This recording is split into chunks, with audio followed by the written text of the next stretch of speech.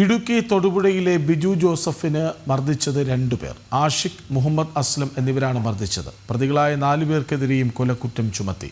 ബിജുവിനെ കടത്തിക്കൊണ്ടുപോകാൻ ഉപയോഗിച്ച van കലയന്താനിയിലും ബിജുവിൻ്റെ scooter Ernakulam വൈപ്പിനിലും കണ്ടെത്തി.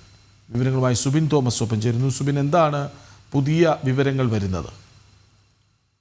ഇടുക്കി തൊടുപുഴയിലെ ബിജുവിന്റെ കൊലപാതകവുമായി ബന്ധപ്പെട്ട് 4 പ്രതികൾക്കെതിരെയും കൊലക്കുറ്റം ചുമത്തി എന്നുള്ളതാണ് ഏറ്റവും പ്രധാനപ്പെട്ട വാർത്ത. ബിജുവിനെ തട്ടിക്കൊണ്ടുപോയ വാഹനം ഓടിച്ചത് മുഖ്യപ്രതി ഒമോനാണ്. വാനിൽ കയറ്റിയ ശേഷം ബിജുവിനെ മറിച്ചത് ആഷിഖും മുഹമ്മദ് അസ്ലമും എന്നുള്ളതാണ് പറയുന്നത്. ഈ ആഷിഖും മുഹമ്മദ് അസ്ലമുമാണ് ഈ ഒരു കൊട്ടേഷൻ ഏറ്റെടുത്തത്. മറ്റു 2 പേരും ഈ ബിജുവുമായി വ്യക്തിവൈരാഗ്യം ഉണ്ടെന്ന ആളുകളാണ്. ഇവർക്കും നേരിട്ട് ഈ കൃത്യത്തിൽ പങ്കുണ്ട് എന്നുള്ളത് വ്യക്തമായതോടെയാണ് ഇവർക്ക് ഈ നിലവിൽ കുറ്റം ചുമത്തിയിട്ടുള്ളത്. ബിജുവിനെ തട്ടിക്കൊണ്ടുപോയ ശേഷം ഈ ബിജു വിചാരിച്ചിരുന്ന സ്കൂട്ടർ അത് ഓടിച്ചത് 4ാം പ്രതി ജോണി കുര്യനാണ് എന്നുള്ളതാണ് പോലീസ് കണ്ടെത്തിയിരിക്കുന്നത്. ഈ ജോണി കുര്യനും ഈ ബിജുവിനോട് വ്യക്തിവൈരാഗ്യം ഉണ്ടായിരുന്നു. 1 ലക്ഷം രൂപയോളം ഈ ജോബിന് ഈ ബിജു നൽകാനുണ്ടായിരുന്നു. ഇതുമായി ബന്ധപ്പെട്ട് ഇരുവരും തമ്മിൽ തർക്കമുണ്ടായിരുന്നു. ഈ തർക്കത്തെ തുടർന്ന് ബിജു പലപ്പോഴും ഈ ജോമിനുമായി തർക്കത്തിൽ ഏർപ്പെടുന്ന സാഹചര്യം ഉണ്ടായതോടുകൂടിയാണ് ഈ ഒരു വൈരാഗ്യം ഉണ്ടായത്. കൂടാതെ ഈ പണം നൽകാതിരുന്നതും വൈരാഗ്യത്തിന് കാരണമായി എന്നുള്ളത് ജോമിന്റെ മൊഴിയിലുണ്ട് എന്നുള്ളതാണ് പോലീസ് പറയുന്നത്.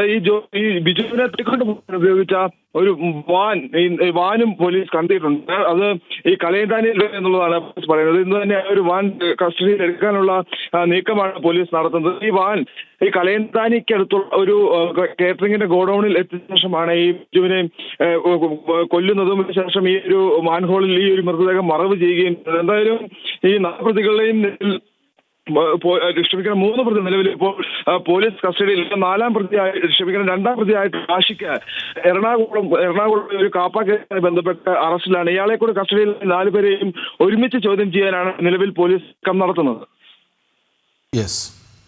വിവരങ്ങൾ നൽകിയത് സുബിൻ തോമസ്.